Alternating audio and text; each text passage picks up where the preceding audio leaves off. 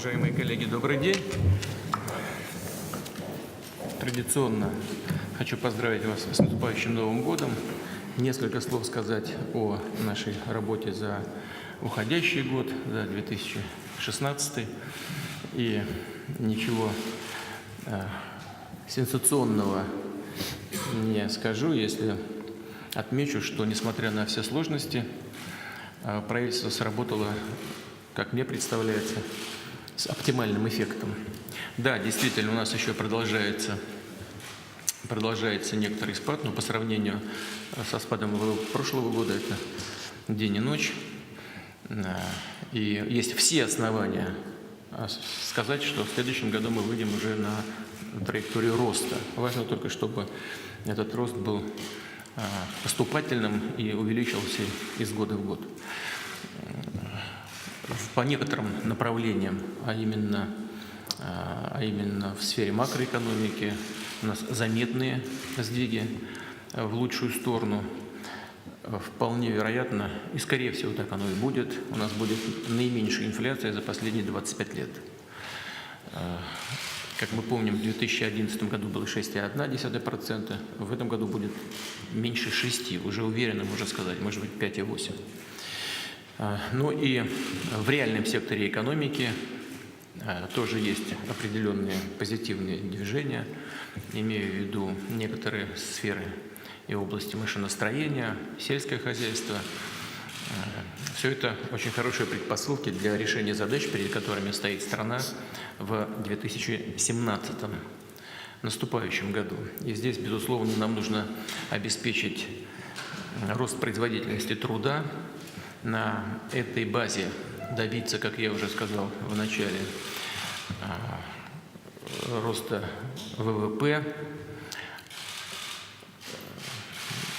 предпринять необходимые дальнейшие шаги для структурных изменений в экономике и, безусловно, сделать все для того, чтобы обеспечить выполнение майских указов, прежде всего, конечно, в социальной сфере.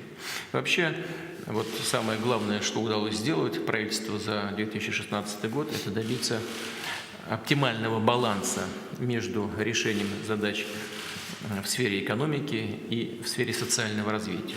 Это было непросто, но в целом этот баланс был найден. Итак, в 2017 году нам нужно обеспечить выполнение указов, и прежде всего это касается повышения зарплат работникам бюджетной сферы. Нужно продолжать заниматься улучшением предпринимательского климата и достижению заявленных показателей в демографии и здравоохранении. Для того, чтобы все эти задачи решить, без всяких сомнений, нужно эффективно работать с нашими коллегами в регионах Российской Федерации. Нужно продолжить диалог с депутатами Государственной Думы и Совета Федерации с тем, чтобы все наши усилия предпринимались совместно с общим пониманием единых целей.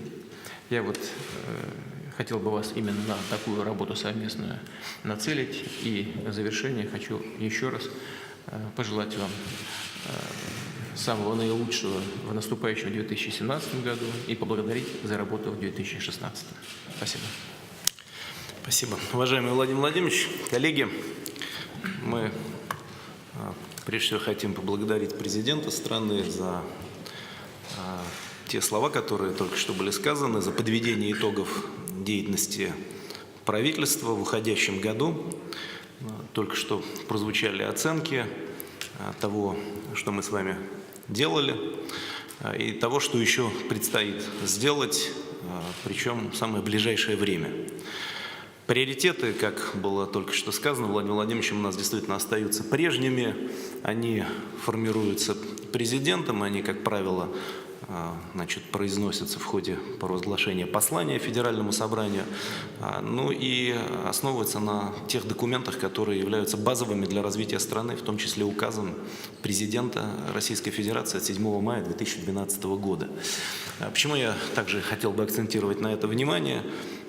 Эти указы, они действительно задали очень высокую планку социальной ответственности государства.